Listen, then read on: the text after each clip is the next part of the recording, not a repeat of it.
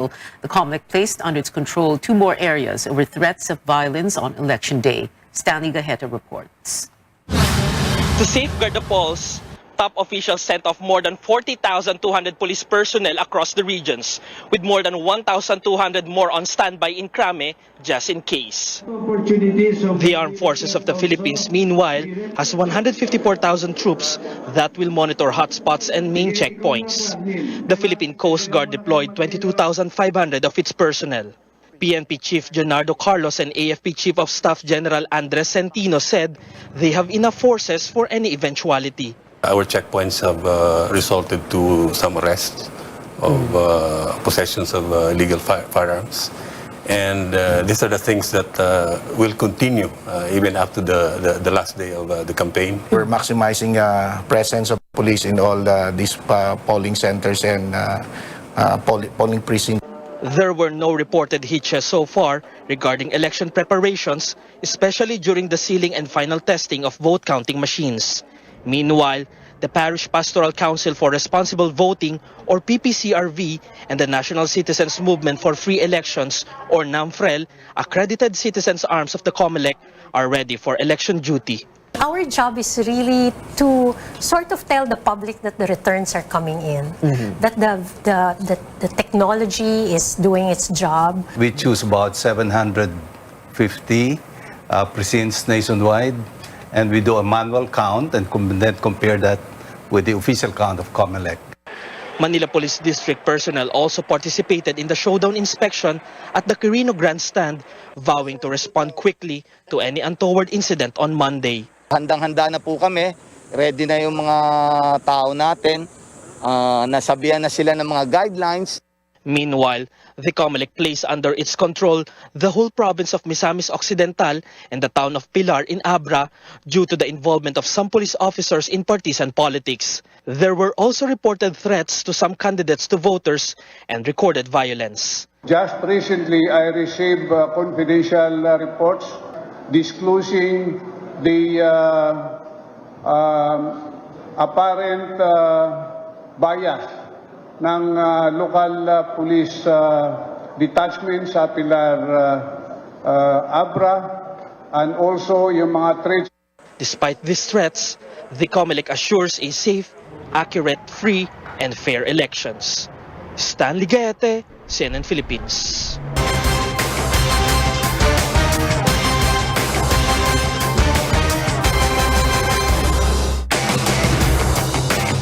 Members of government health insurer PhilHealth are bracing for higher contributions beginning next month. Senior correspondent Lois Calderon reports the increase marks the end of a 1.5-year reprieve the agency granted because of COVID-19. The news that PhilHealth will collect higher contributions from members beginning June is upsetting, especially as fuel and food rise to record highs. Masyado na mataas yung pagdagdag ng PhilHealth. The hike in contributions will mean members will see a higher cut in their payroll, while employers will have to pitch in too. The premium contribution rate is now 4% of salary, with the employer shouldering half of it. A worker earning 10,000 pesos, for instance, will have to shell out 200 pesos, and the employer another 200 pesos, for a total of 400 pesos. The premium contribution could go as high as 4,800 pesos a month for those earning 80,000 pesos per month. Before the hike, the contribution rate was just 3%. PhilHealth officials say the increase was mandated by the Universal Healthcare Law that aims to cover even the poorest Filipinos. We have now to go back to implementing the law and impose the adjustments of 2022 in the adjustments in the premium as verified or as stated in the law. The law provides an annual 0.5 percentage point hike in contributions. But last year, Malacanang and Congress had asked the agency to temporarily shelve its implementation. As the government contains a raging pandemic back then, the PhilHealth chief agreed in January 2021 to defer the hikes until Congress writes amendments to the Universal Healthcare Act. But the bills proposing to amend that legislation did not progress. And now, PhilHealth announces the hike just a week before the presidential elections. PhilHealth says the 4% is retroactive, such that it could have been collected from January this year. Since the hike was just announced and will be rolled out only by June, the agency orders employers and members to settle the difference by December 31st. There might still be some clarifications or directives from other agencies on this. But as of now, we are implementing. For workers, it could be difficult to contribute more. Criticisms from Congress and other quarters were hurled against PhilHealth, with allegations ranging from corruption, fund misuse, and failure to pay private hospitals' COVID-19 claims on time. PhilHealth officials say the agency has settled about 14 billion pesos in COVID-19 claims. Simula po nung nagka-pandemic, hindi ko po napakinabangan yung naihulog ko po sa PhilHealth. But the consensus is that workers need health insurance. Lois Calderon, CNN, Philippines. Straight ahead, find out what to do if you're showing COVID-19 symptoms on election day but still want to vote, while candidates get closer to the campaign finish line, with two presidential hopefuls making their presence felt in vote-rich Cebu. Details right here on Newsnight, where we go above and beyond the headlines.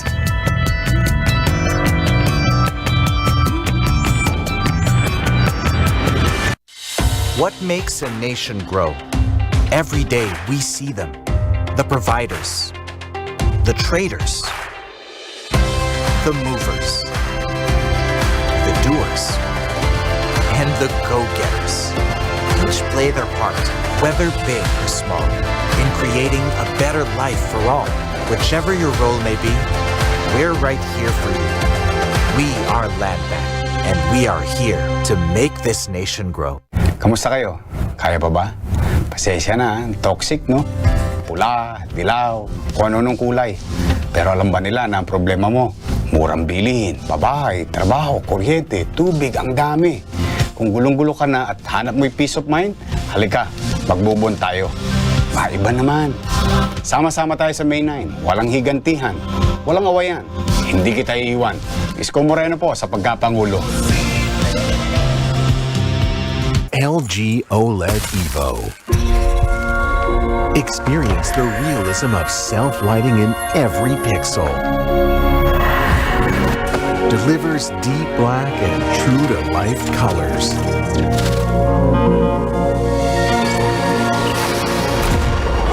See the details more clearly.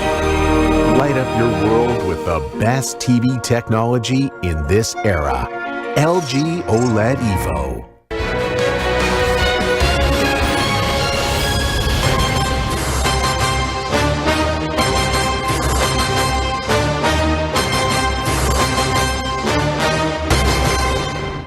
This is Newsnight on CNN Philippines. This year's elections is the first in the country's history to be held under the shadow of a pandemic. What happens to voters who show COVID-19 symptoms on May 9? Melissa Lopez walks us through the process. Voters showing symptoms of COVID-19, such as fever, cough, or cold, will not be turned away even if they show up to their assigned school on May 9. Masks are a must and all must go through a temperature scan. If your body temperature is at 37.5 degrees at the gate, you'll be taken to the isolation polling place. You'll be given time to rest and your body temperature will be taken again. COMELEC officials acknowledge that the weather could be a factor. If their temperature drops, the voter can go to his or her original precinct. But if not, the voter remains at the IPP. They will be asked to sign a waiver saying they allow a COMELEC representative to pick up their ballot from their original precinct and bring it to the IPP. The same COMELEC rep will also feed the ballot to the vote counting machine later that day, which the symptomatic voter won't be able to see. At the Araulio High School, a health worker from the Manila Health Department will assist the Special Electoral Board. Kung sakasakali talaga magkakaroon ng sintomas, yun po yung DOH saka LGU na po yung bahala. If the symptoms progress, health officials may refer the voter for COVID-19 testing or quarantine after voting. Nurse Concepcion Yusop has been with the local health department for nearly 40 years, but it's her first time to serve in the polls. At least masaya kasi katulad ko, to retire na ako, so first time natutulong ako sa eleksyon kasi nga, at least ngayon, makikita mo yung yung na bawat isa pala ay may magandang role na pwedeng itulong. The poll body will finalize on Thursday protocols on COVID-19 control. Plano rin kasi ng ating Committee on New Normal na magtayo ng tinatawag na medical assistance desk. So maliban doon sa tinatawag nating voters assistance desk. Comelec stresses voters who are confirmed to be COVID-19 positive and staying in hospital or isolation wards on May 9 cannot cast a vote. Melissa Lopez, CNN Philippines. The 2022 campaign is nearing the finish line with just 5 days to go until the Filipino votes. Senator Manny Pacquiao and Manila Mayor Isko Moreno are both in the city of Cebu today. Pacquiao is in Cebu for a 3-day visit, while Moreno is there for his concert rally tonight. The boxer turned politician, Pacquiao, shrugging off the idea of a showdown with the Manila Mayor. Wala ko nag-schedule din sa Cebu. Dili mo din sila mag-schedule din sa Cebu. Insecure lang sila dahil ako lang ang Bisaya. Mag-isip sila na masusulit ko yung Bisaya sa Mindanao. Yan ang totoo. Na alam ko na sa puso ng mga Bisaya ay susuporta sa kapwa Bisaya dahil sino ba naman magtutulungan ang kapwa Bisaya? No? Kung sinasabi nilang may solid North, may solid naman Visayas in Mindanao ng mga Bisaya. More groups in Mindanao come out to support Vice President Leni Robredo and running mate Kiko Pangilinan. These include the Revolucionaryong Alyansang Makabayan Region 10, which used to back Bongbong Marcos, the Mindanao-based First Community Cooperative, which has 380,000 members, and the Mindanao Women Council with 25,000 members. Senator Ping Lacson held town hall meetings in Dumaguete and Bais in the province of Negros Oriental. He questioned why his support from the Visayas and Mindanao was zero in the latest Pulse Asia survey. Now I'm going to ask the people of Bais City. Wala po bang boboto kay Senator Lacson sa Bais City? Ilan po ang bobotos kay Senator Lacson sa Bais City? Maraming salamat po. Ngayon, maligaya, masaya na po ako. Hindi ako masisiro sa buong Visayas. Bongbong Marcos is bound for Tagum City, Davao del Norte tomorrow for his meeting the Avance Mindanao. In a video released last night, he urged Filipinos to protect their votes as he again insisted he lost the 2016 vice presidential race because of cheating. His claim comes even if the Supreme Court junked his electoral protest against Robredo for lack of merit last year. Sa darating na Mayo 9 ay kailangan din po tayo maging mapagbantay sa ating mga boto. Protektahan po natin ang ating naging desisyon at wag po nating hayaang ito'y muling nakawin sa atin. Talikuran na natin ang hindi pagkakaunawaan at ang pagkakahati-hati at tangkilikin na natin ang mapagkaisang leader na maghahatid sa atin ng mas maunlad na bukas.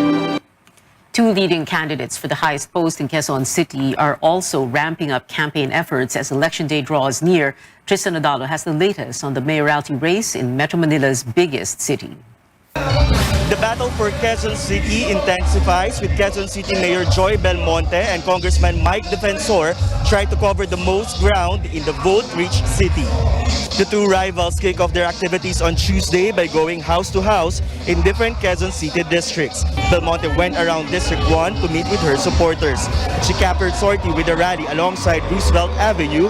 Belmonte highlighted the city's milestones amid the COVID-19 pandemic and vowed to do better if elected for a second term.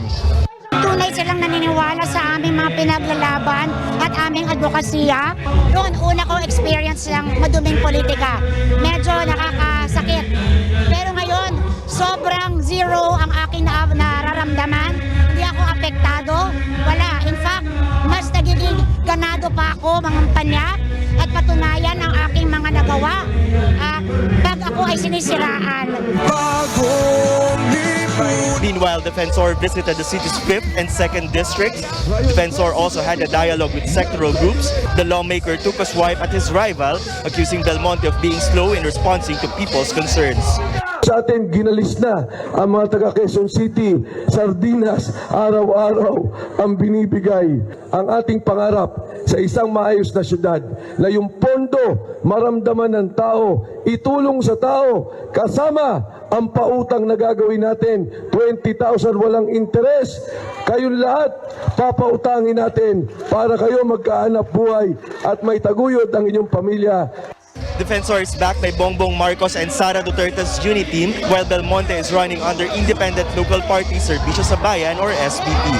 That to have been trading barbs since the start of the campaign period, will Belmonte slamming Defensor's decision to deny ABS-CBN a new franchise that led to the loss of thousands of jobs. Quezon City is home to over 1.4 million voters, making the city a crucial battleground not only in the local but also in the national political scene. Tristan Odalo, CNN Philippines.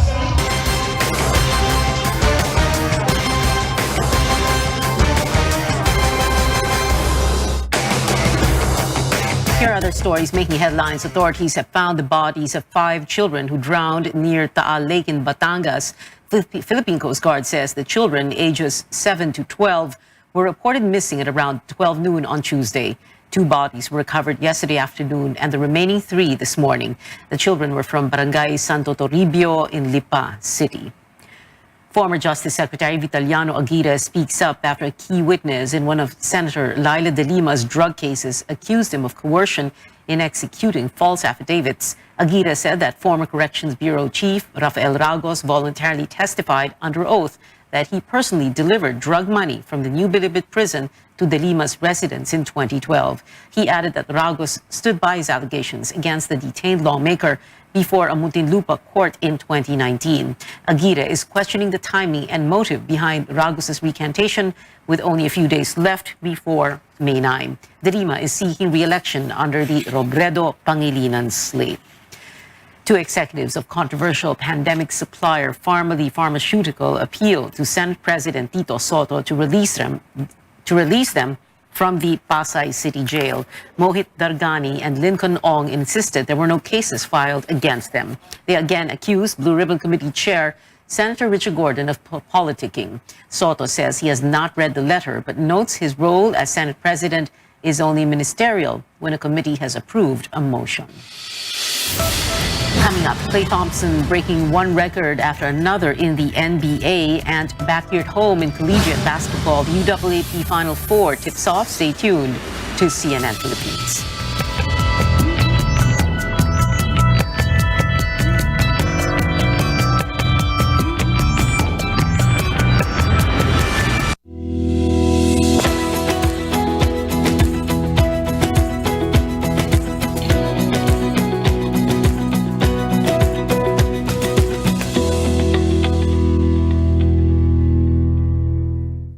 Exodus 18:21. But you choose from the people capable men, God-fearing men, men of truth, those who hate bribes, and put them over the people as rulers of thousands, rulers of hundreds, rulers of 50s, and rulers of 10s. Ang mabuting balita ay hatid sa inyo ng MX3.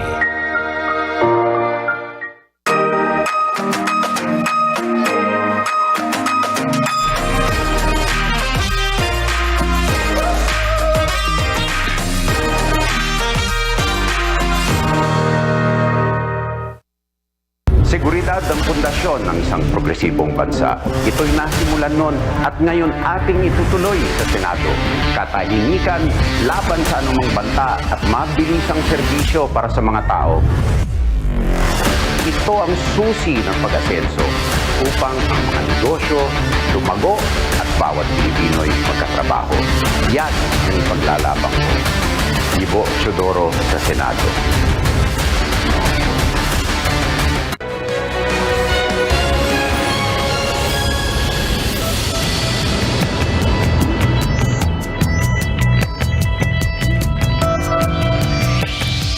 Welcome back. Sports news now. There's no stopping Klay Thompson breaking one record after another in the NBA. The Golden State Warriors shooting guard is now one of just 3 players in the league to make 400 three-pointers in the postseason. Last month, Klay reached 3rd on the list of all-time playoff triples made passing Ray Allen.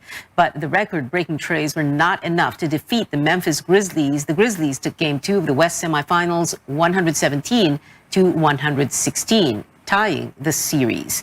And back here at home in the UAAP, an interesting Final Four opening happened earlier with the De La Salle Green Archers forcing a do-or-die Game 2 against the UP Fighting Maroons. La Salle beat UP at the Mall of Asia Arena 83-80, but the Fighting Maroons' twice-to-beat edge keeps them alive, which leads to whoever wins the 2 p.m. match on Friday heads to the finals. Another Final Four match is underway with Ateneo getting closer to a finals ticket. The Blue Eagles are leading against the FEU Tamaraos in the second quarter, 29-21. Head to our social media platforms for updates on this thrilling match. And that is it for now. Join me again on news.ph at 7 p.m. I'm Pio Ontiveros for Newsnight, where we go above and beyond the headlines.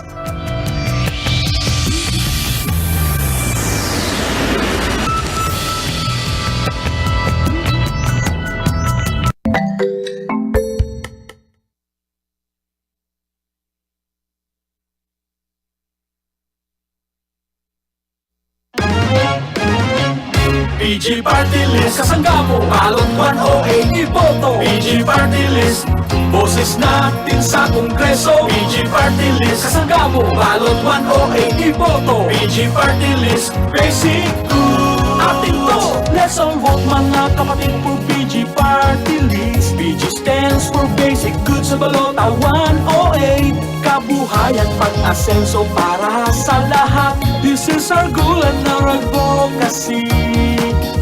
PG Party List for you and me.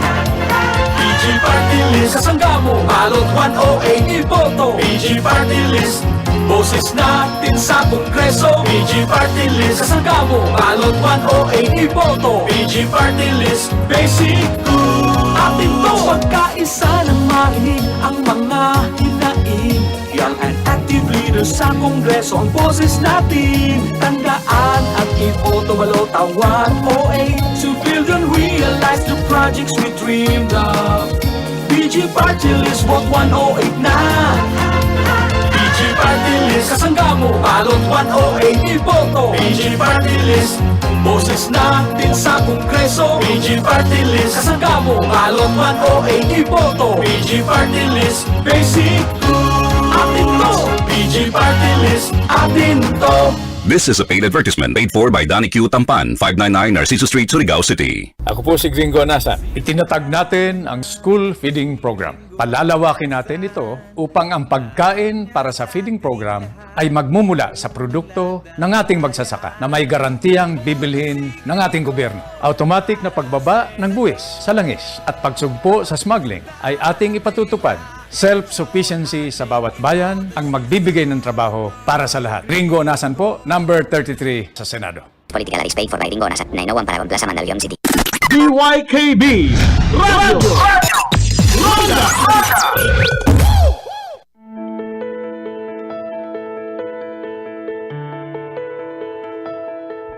Have you ever wondered why problems with your ears sometimes affect your nose, your throat, your eyes, and vice versa? And why your nose starts to run when you cry? Or why your food tastes bland when you have a cold? That's because all of these four organs are intricately connected. Together, these parts of your body help us experience the world through sight, smell, hearing, and taste. Now, losing one of these senses can have definite negative effects on our health as well as our well-being. That's why it's important that we take care of all of these vital organs. I'm Dr. Freddy Gomez, and this is MedTalk Health Talk on CNN Philippines.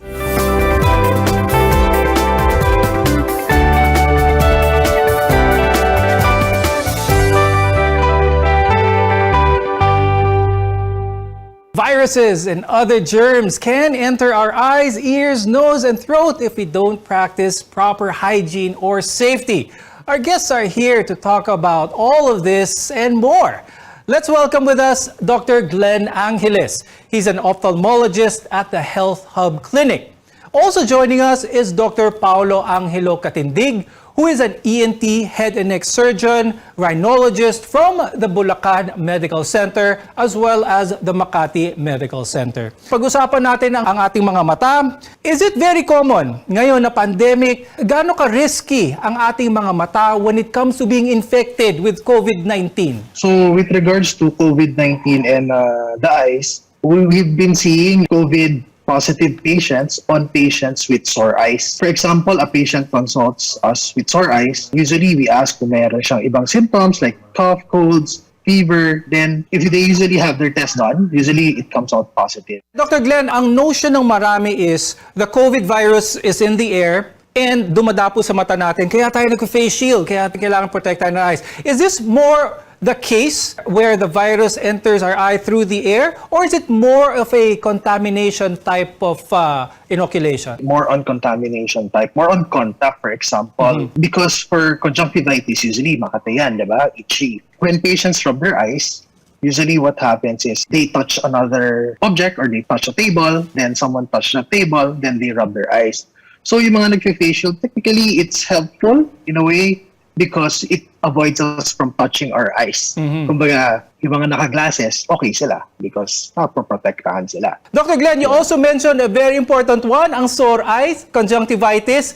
Pag hindi naman COVID-19 ang cause ng conjunctivitis, how is this normally treated? A lot of Filipinos like to avail of the over-the-counter vasoconstrictors, yung mga eye drops para pampawala ng redness. Is this the right medication to use for sore eyes? For sore eyes, usually the symptoms yan kumbaga, it's viral, so it's self-limiting. Usually it will resolve after 1 to 2 weeks. I ask my patient to do bed rest so they cannot go to work because nakakahawa talaga siya. So they can use supportive therapy like mga artificial tears para sa parang supportive management lang. They can put cold compress. Importante dyan is frequent hand washing and proper hygiene. Now let's talk about corrective lenses versus contact lenses. Is one better than the other, Dr. Glenn? Actually, it will really depend. No? For glasses, at least it's a protection. For contact lens, okay lang rin siya. Both are okay to correct your error of refraction. Let's talk about the extra added care that people should be doing if ever they choose to use contact lenses, because this can also be a vehicle for a lot of germs, for a lot of viruses kapag hindi ito naalagaan. What's the proper contact lens care, Dr. Glenn? So for contact lens care, definitely you need to remove it every day. You need to clean it. And with contact lens naman kasi, ang magiging concern lang dyan is how you clean it and how you properly store it.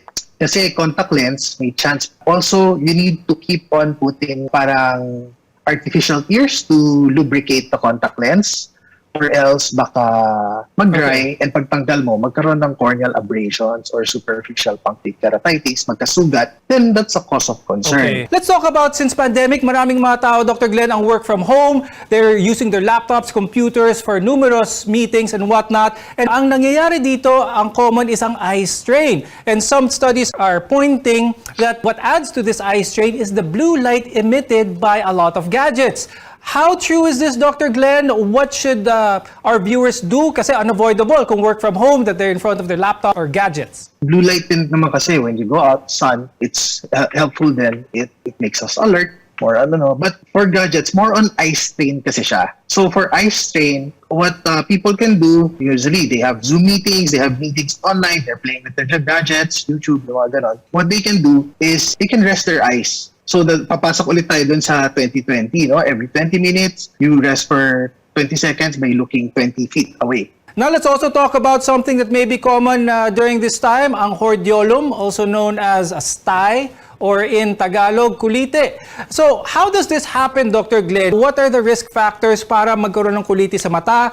How serious of a condition is this? Pwede ba itong gamutin sa bahay? Because a lot of people now are wary again in going to the hospital for treatment. Actually, marami rin kulite. So for kulite, there are pores dun sa mata natin, sa pilik mata natin, na gets blocked, then gets infected. So para siyang pimple pero sa mata. No? So for treatment naman nun, usually we give antibiotic ointments and ask the patients to do warm compress, and if ever, we can also do bleed hygiene for the patients. It really depends Pag malaki na, sobrang laki, we also give them, parang if there's another, parang nagkakaroon ng pre-septal cellulitis or yung infection na mas grabe, we give oral antibiotics din. So marami tayong napag-usapan with regards to our eye, and we will continue to talk about that later on the show. But just as important is our eyes, our ears, nose, and throat are also vital for our everyday care. When we return, we'll talk about how to properly care for them.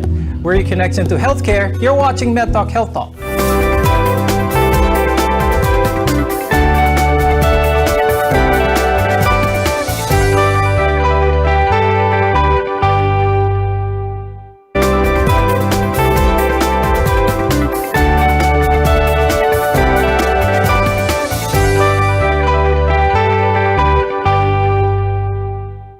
Proper ear care is more than just hygiene. Safety from noise and injury is important as well. I'm Dr. Freddy Gomez, and you're watching MedTalk Health Talk. We're together in health. Learning how to properly clean the ears, all of these are good when it comes to our care of our ears. But let's first talk about hygiene. Cotton buds, any sharp-pointed object should not be used to clean the ears, as they may injure not just the ear canal, but the vital organs further down, like your eardrum. From top to bottom, let's start first with the ears. Paano ba ang tamang paraan ng paglinis ng tenga? Wax is a very protective part of our body that protects us from infection, gives moisture to our ear canal, kaya hindi ko talaga rin ina-advise that we clean it every day. What I usually advise to my patients is you can use, after taking a bath, you can use your towel, just clean the outer part of your ear, wipe it clean, then basically that's it. But syempre mga Filipinos, they're very malinis, hygienic. So may mga pasyente pa rin that would really ask, Doc, how often can we use cotton buds? So usually I would tell them, sige, you can use your cotton buds at least minimum of once a week, but just the outer ear canal. Kasi usually naman yung wax mo is being produced at the outer part of the ear. The tendency kasi if we push it masyado sa loob, papasok masyado yung wax, then it would cause hearing problem naman sa patients. Let's talk about hearing loss naman. This is something that is very prevalent now, especially habang tumatanda. It is not uncommon na humina ang pandinig ng mga seniors natin o mga loved ones natin na mga nakatatanda. But a lot of people may not be aware of this. So what are some of the red flags kaya, Dr. Paulo? What are some of the cues that a hearing exam may be needed for hearing loss? So usually for my patients, ang mas magandang tanongin dyan is yung kasama actually, not really the patient, because the patient themselves will not notice na mahina yung pandinig nila. Ang makakapuna nun is yung mga kasama sa bahay. The relatives or yung companion would tell us na, Doc, yung pong pasyenteng yan, lagi po niyang pinapaulit-ulit yung sinasabi namin, or kunyari tatanungin namin, iba yung sinasabi, iba sinasagot, or they would tell us, ulitin mo nga yung sinasabi mo. One. Number two, volume ng TV. Minsan napakalakasan ng volume ng TV na akala ng patient normal na yon. So better ask the companion rather than the patient, kasi patients would not notice it eh. Mas madalas the companion will notice na, mahina pala yung pandinig, talagang tingikan. Now let's move on to the nose. Especially now, a lot of people are scared of COVID. Anything that they feel, any disturbance in their nose, nasal congestion, rhinitis, or yung runny nose, they're very anxious. How can our viewers spot whether this is caused by an allergic entity or this could probably be COVID? The problem right now is that we really cannot differentiate whether it is allergic or viral infection or COVID. So for now, because of the current surge of COVID infection, what I would usually recommend my patient is still to get tested. That is the number one rule when it comes kapag runny nose. Kasi the only way that you can differentiate if it is viral or COVID versus non-COVID is through testing. Mahirap talagang makipagsapalaran. Though by history alone, some patients would tell me na, Doc, talagang even before COVID, I have runny nose already, frequent sneezing and itchiness. Now, syempre, aside from nasal congestion alone, patient would also complain of fever, cough, yun. Syempre, medyo magdodoble ingat ka na, lalo na kapag gano'n. Anong first aid ng pagdudugo ng ilong or ng epistaxis? Madalas mangyayari ito, especially sa mga bata. So usually pag kami mga epistaxis or balingoy-ngoy in Tagalog, what I usually tell my patients is, number one, do not panic. Number two, try, kasi yung iba, ang ginagawa natin, we try to tilt our heads up no? So sinasabi ko, wag niyong itataas or titingala yung ulo. Try to bring them down, then just put digital pressure, no? Dun sa ilong. Try to press it at least around 5 to 10 minutes until yung bleeding would stop. If there is persistence of bleeding at lumalabas na pati sa bibig, just let them spit it out. Then you can put cold compress, ice compress, either sa head part or dito sa may batok na part. That is okay also. Aside from that, also from the nose, let's go further down sa throat. Minsan kasama ng mga nasal symptoms yan ay ang sore throat or masakit lumunok. That's also another cause for anxiety when it comes to COVID. Dr. Paulo, when it comes to these changes, explain to our viewers what they should do if they lose their voice. What disease entities could these lead to? There are some cases also that I had na they would complain of hoarseness or napaos ang boses nila. Ang tawag natin dyan is laryngitis, no? But for shorter duration, what we call is acute laryngitis. And for those cases, ang importante is voice rest, no? If magkaroon ka ng paos ng boses, pahinga lang, talagang ipahinga yung boses and then try to hydrate. Drink a lot of fluids, then try to consult if there is persistence of this hoarseness for more than a week time, accompanied by soreness, pananakit na ng lalamunan, then please try to consult your healthcare professional. When it comes to choking naman, anong magandang first aid? Number one, syempre yung response ng patient. No? There's what we call Heimlich maneuver. No? But ang ginagawa natin, kunyari biglang na-choke yung pasyente, you pupunta kayo sa likod ng pasyente, then you wrap around dun sa ibabaw ng tiyan, above the belly, yung belly button, then you put your fist, ibilog din sa likod ito, then try to push it up towards the chest area until maisuka ng pasyente or mailabas niya yung foreign object doon sa bibig. There are several eye, ear, nose, and throat conditions that affect us Filipinos. When we return, we'll talk about good preventive measures for a good overall health, because your health is our mission. This is MedTalk Health Talk. We'll be right back.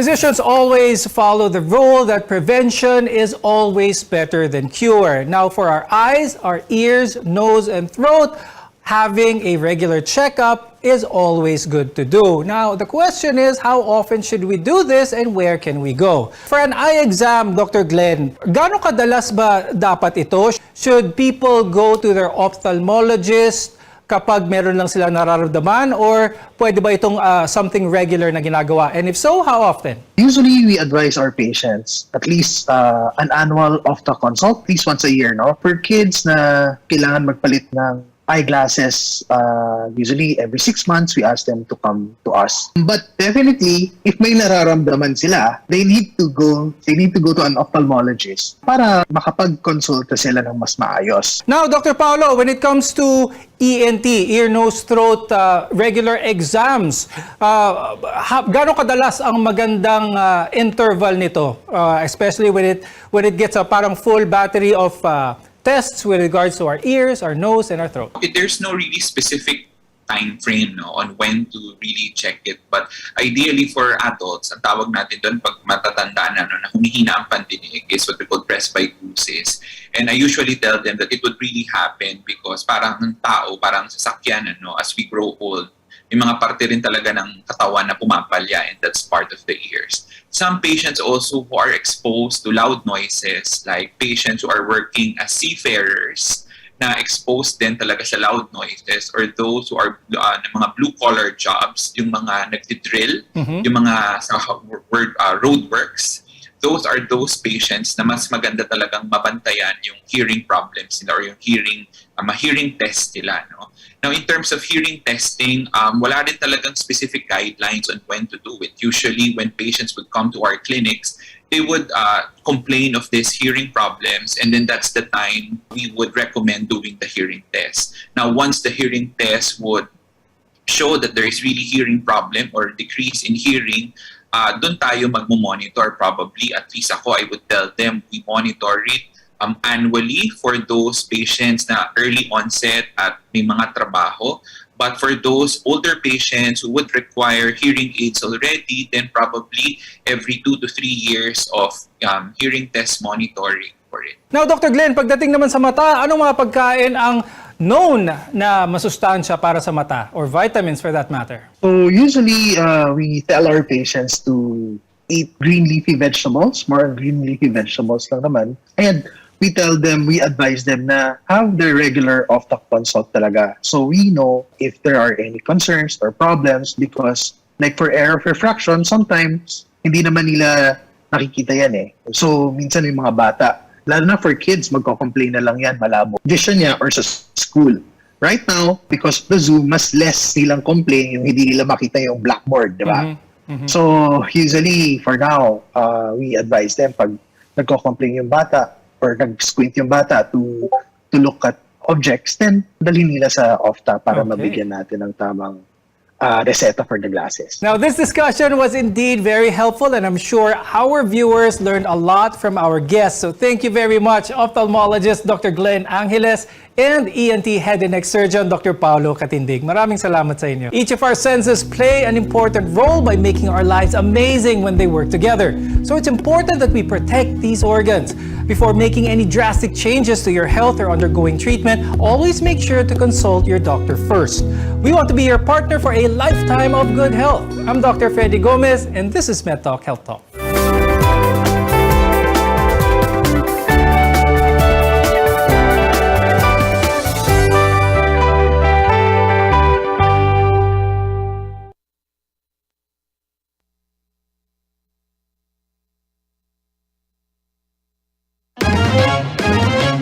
PG Party List, kasangga mo, balot 108 iboto. PG Party List.